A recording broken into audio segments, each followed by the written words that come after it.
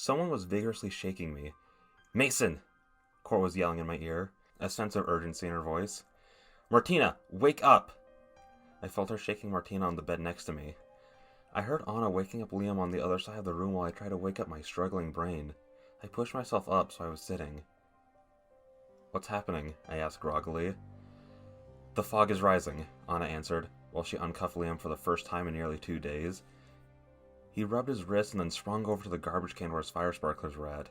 He snatched them up right as Cora pulled out her handgun and aimed it at him, which seemed to be a bit of an overreaction considering, they're just fire sparklers. The worst thing he could do with them is draw a poor picture of a penis in the air. "What are you doing?" Court asked. Just in case we need to protect ourselves," Liam said. "We aren't alone here." "Court, we may not have time to argue about this. We should hurry," Anna said. Court glared at him, but reluctantly put her piece away. "Okay, before we go out there, we need to decide who will go up in what order, so we can move the most efficiently." Anna pointed at Martina. "You'll go up first, then you'll help Mason up. After that, it'll go Court, then Liam, then me. That way one of us will be down there to keep everyone safe if he tries to attack us. Any objections?" Yeah. Why am I the second to last person to go up?" Liam asked. "Because you're expendable," Court answered. "No," Anna corrected. "It's because you're the heaviest one here. And it'll be a much faster process if there are 3 of us up there. And because you're a criminal and our top priority is protecting the innocent." "I have a different objection," I started just as Liam was about to start speaking again. All eyes turned to me. Well, I probably need the most help getting up, and I'll probably be the least help helping people." I felt just a little embarrassed by what I was saying. But I also felt like now wasn't the time to let any semblance of masculinity I have get in the way of being the most efficient. Both Court and Anna were in significantly better shape than I was on account of needing to for their jobs, and even Martina regularly exercised, while the most physical activity I participated in was flipping pages, walking, and everything that goes on at work. Along with that, the genetic lottery hadn't done me any favors by blessing me with an extremely thin frame and no muscles to speak on. If I live through whatever is about to happen next, I need to start working out. "Along with that," I continued, "if something does happen, I have the highest chance of actually surviving the smog. All you guys need to do is cover me if he comes up. And maybe one of you two," I gestured to Anna and Court, "could also give someone a boost onto the ceiling to help things go faster. But I still want to go up before Liam." "Oh, come on, man," he complained. No, he does kind of have a fair point. I think that would be the fastest way to get through this, which increases our odds of all making it. And while I would rather not have to bet on our ability to cover him, I think it might be our best bet. "Are you sure?" Court asked. Anna reluctantly nodded. "Okay." Court pulled up the back of her shirt and pulled out a handgun. She messed around with it for a second before handing it to me. "There, the safety is off. We will still need to pull back the hammer to fire." I hesitantly took it. "Thanks," I said, praying I wouldn't have to use it. After that, we started getting ready to try to make our escape. Anna picked up the nightstand and carried it over to the door. I put my hand on the doorknob, prepping myself to open the door. We all took a collective breath, mentally preparing ourselves for what was about to happen. Now, before we continue, I feel like I should do some quick scaling for everyone. The lip of the roof is about 9 feet above the hallway. The nightstand is 2.5 feet tall, meaning that whoever goes first is going to have to jump then pull themselves up.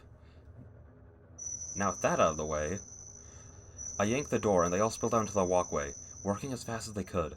Anna put the nightstand down against the wall, then cupped her hands together, letting Court step into them before getting boosted up to the point where Court could grab a hold of the roof. Martina stepped up onto the nightstand and jumped, barely managing to get her fingertips onto the roof. I stepped out of the room, ready for my turn. Simultaneously, the metallic clang, clang, clang, clang of footsteps came charging up the stairs. I turned to see the man bursting out of the smog onto the walkway, sprinting right at us. A gunshot sounded off as the smog that clung to his shoulder exploded away from his body. The bullet passed straight through him, not slowing him down at all. "Mason, hurry!" Anna yelled. But before I had the chance to do so much as turn around, I heard a high-pitched scream behind me. I felt 2 hands on my back, and I was pushed forward. Did Liam just seriously push me? This next part happened over the span of a few seconds. It collided into me and jerked my body to the right, throwing us both over the railing. With surprisingly fast reflexes, for me at least, I caught a hold of the walkway. And then immediately slipped. We hit the ground and I landed right on top of him. I squeezed my eyes shut, expecting the worst. But then, nothing happened. Oh yeah, me being able to survive was entirely part of the plan. I heard the shouts of my friends and Liam, but something about the smog muffled the sound. I rolled off of him and jumped to my feet, intending to run back and get up onto the roof. As soon as I took a step, my face met the ground. My head whipped around to see him holding onto my ankle with his dead, cold hands. He started dragging me back towards him. "Nope," I said, my own voice muffled. Using my other leg, I started kicking his fingers as hard as I could. After the first few kicks, I felt his finger slip just enough that my ankle escaped his grip. I got back onto my feet and booked it back to the stairs. I heard him get up and sprint after me. Just as I reached the bottom step, he jumped over the stair railing, landing almost midway up the stairs. His torn up lips turned up into a smile, so it looked like he was giving me a look that said, "Yeah, I just did that." I spun on my heels without hesitation and started running for the gate. At this point I knew that I had no chance of actually outrunning this thing, but I also realized that my options were very limited. I could also feel my clothes start to melt away in the smog, so I could only think about how long I had left before I started to go with it. It only took him a matter of seconds to catch up and pounce on me. We hit the ground rolling, and even though I put my best effort in, he still ended up on top, pinning me to the ground. "Now, I know what you're thinking," I said, trying to catch my breath. "Should I do some terrible things to this man in front of me?" The answer... I stopped speaking, because whatever I was looking at was way more interesting than whatever I was about to say. Smog started leaking out of the body, but it was thicker and a darker shade of purple, and it clung to his skin like an Iron Man suit of disease. Well, that was unpleasant to watch. The smog suit peeled away from his body, causing the corpse to go limp. It fell against me, giving me a fleeting moment of hope as I realized I was no longer being pinned to the ground. But that hope immediately vanished as soon as I realized that the person-shaped smog was still above me. Now, I know what you're thinking. It didn't give me a chance to say it all again. Instead, the smog person lowered his body onto me. I could feel the diseased air pushing its way into my body, entering through my nose, ears, eyes, mouth, and every pore on my body. All in all, not the worst feeling. It felt like having an IV in, just everywhere. But that's when the memories started flooding into my brain. It felt like I was remembering my own life. As this thing started infecting my body, I struggled to try and retain my individuality from this creature. The memories played in reverse, starting with this thing scouting out the motel still in Court's dad's body, taking notice of how isolated it was from the rest of the world. For some reason I felt an insatiable desire to have me, which let me just say is a really weird feeling to have when you're already me, but also slowly having your brain taken over. From there, it flashed back to the last time this happened, and I was in the body of old John Hoover, the old librarian from the elementary school. He had gone missing in the virus incident previous to this one. I was walking up to a house that I simultaneously recognized as Court's, but it also felt completely new to me. I picked it at random like I had every other time until this most recent time at the motel. I had a bat in my hands, and the smog was heavy in the air. I could barely see, but I could feel the smog as it moved over the town, letting me be acutely aware of where everything was. I hefted the bat and swung, shattering the window after only a few swings. The smog poured into the house, completely filling the bottom story. I moved over to the staircase. They always hide on the second story. That thought wasn't mine, but it felt like it was. I crouched, hiding in the smog just under where the stairs met the second story. I waited as I heard someone rushing to check what the cause of the sound was. It was a man that I was all too familiar with, but was also a complete stranger. Court's dad came up to the edge of the stairs, looking down into the smog. He muttered something to himself, but it didn't matter what. My arm shot out, grabbing him by the ankle. I tripped and dragged him into the smog. It all happened so fast that he didn't even have time to call for help. From there, what happened to me happened to Court's dad. More memories flashed through my brain. The person that was infected before John Hoover infecting him, then the memories of the person that infected that person being infected. This went back decades. And all I could glean from this was that this thing was some kind of parasite. It needed a body to live. It fed off our bodies. Without one, it wouldn't last very long. Which would have been great information if it wasn't for the fact that it, for some unknown reason, wanted me for its next meal. It stood up, pulling my body along like it was a puppet on strings. I was still conscious and aware of what was happening, but it was a struggle to remain so. I was now a passenger in my own body, and this thing was steering the ship. I did it. I actually did it! For a moment there I thought I was going to have to settle for another body, but this one will do me much better than the rest. Even when it thought in my voice. At that moment I heard the muffled voice of Liam yelling something. What's that idiot yelling now? I couldn't tell if that was my thought, its thought, or our thought at that moment. I stretched out my hand towards where I was guessing the group was situated on the rooftop. The smog cleared, giving me a clear line of sight to Liam. He was crouched on the edge of the roof, looking down at me, a sparkler in hand. The tip had been lit, and the small sparks of fire were sparking off of it. What is that idiot doing? I'm pretty sure that was my thought. But then, the completely unexpected happened. And let me say, in all my time working at this little dumpy motel, the place where mirror gods, clones, and plants with the nose of dogs are only seen as a little bit weird, this was the first time in a long time I've been surprised by something.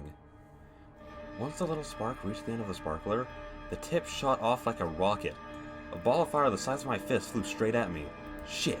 Shit! The ball of fire hit me right in the stomach like a firework, throwing me at least 5 yards backwards, right out of the smog person. The parts of it that had entered my body were yanked out by the force. I hit the ground and rolled. I ended up laying on my back. I slowly pushed myself up and groaned. It felt like I had been on a bad roller coaster. So more nausea-inducing than fun. But I barely had any time to recover before I saw the smog creature reform into a human shape and start to come my way. I quickly pushed myself to my feet and prepared to run. Where? I had no clue, but anywhere was better than letting that thing back inside my brain. Another one of Liam's fireworks crashed into the ground right at his feet. The explosion caused it to disperse again. I think that's my cue to leave. I tried to think of some quippy one-liner to try and put down the creature for having tried to infect my body like that. The only thing I could come up with was what I come up with in most social situations. A blank. So instead, I took that as my chance to leave. I sprinted towards the stairs, hearing another firework go off as I ascended the steps. I burst out of the smog and onto the walkway. Cor and Anna were waiting on the rooftop right where I emerged, their arms outstretched and ready to grab me. I jumped and grabbed onto them, letting them pull me up. Once I was up, I collapsed onto my back as I desperately tried to catch my breath. Once I was able to breathe normally again, I sat and looked at Liam, who was currently firing another round of sparklers into the smog. Where did you get those? I asked him. He started lighting another sparkler, taking aim at where the smog was shifting in strange patterns. So that's how they knew where we were. I was on my way to rob you when some weird guy stopped me. He told me that if I wanted to cause some real trouble, I should take these. But now that I'm like, the hero and everything, I won't get arrested for all this, right? He looked over to Anna and Cor, who were both nodding. As soon as he looked away, they both started vigorously shaking their heads. You said a strange guy gave those to you. Who was he? I don't know. What did he look like? I don't know. You don't remember what he looks like? Listen, Mason, I remember the important stuff, okay? He offered me explosives. I took them. Have no reason to remember nothing else. Oh, okay. Martina moved to sit next to me and asked, You okay? What happened in there? Oh, you know, the usual. Chased by a zombie, then the evil smog controlling him tried to possess me, so now I basically know most of the thing's history. I'm pretty sure that if Liam keeps going, it'll die. So that's the good part of today. Nice.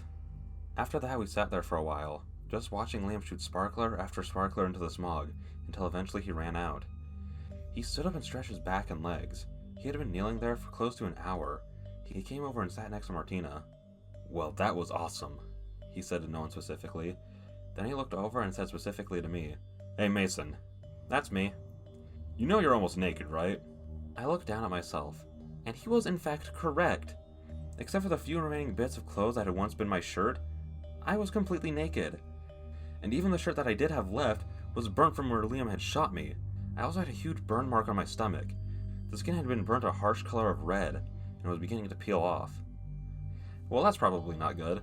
Hang on, that's not important right now. Why didn't anyone tell me sooner? Anna looked away, her face going red. I thought it would be weird to bring it up. I was waiting for you to notice, said Court. I thought it was funny that you hadn't noticed, said Martina. Liam took off his shirt and handed it to me. Here, cover up your schlong. Thanks, Liam. No one wants to see it. Ouch. I think. I wrapped his shirt around my waist, covering up my sensitive bit. After that, we sat there talking for the next couple of hours, before we noticed that the smog was starting to recede. We all went quiet as we watched. It took about an hour, but by the end of it, the smog was completely gone. To me, this meant that either the thing was dead, or for the first time, it went away early. I like to believe that it's dead. That makes me feel a lot better. We all helped each other get down off the roof, and we went to work cleaning up the room we had been staying in, collecting any of our miscellaneous possessions that we had left in the room. Then Anna and Court tackled and cuffed Liam, throwing him into the back of the police cruiser. We all said our goodbyes, and they left. I checked our work schedule to see that Martina and I were scheduled for today, so I went to the laundry room where I kept a spare change of clothes that had somehow survived this whole ordeal, and changed out of Liam's shirt. I clipped on a spare name tag and got to work at the front desk, where I'm writing out this post. JJ and Joshua should be here in a few hours to replace us, but until then, we're stuck here. I would have been fine getting back to work, business as usual, but something was bothering me. Why did that thing want my body? There are other people who work here who mostly have healthier and stronger bodies than I do, so why me? I feel like I should try and compartmentalize this specific question in a distant corner of my mind. But I suppose this is the end of this post. I'll update you all when the weirdness starts up again, but until then, I'll talk to you all again soon.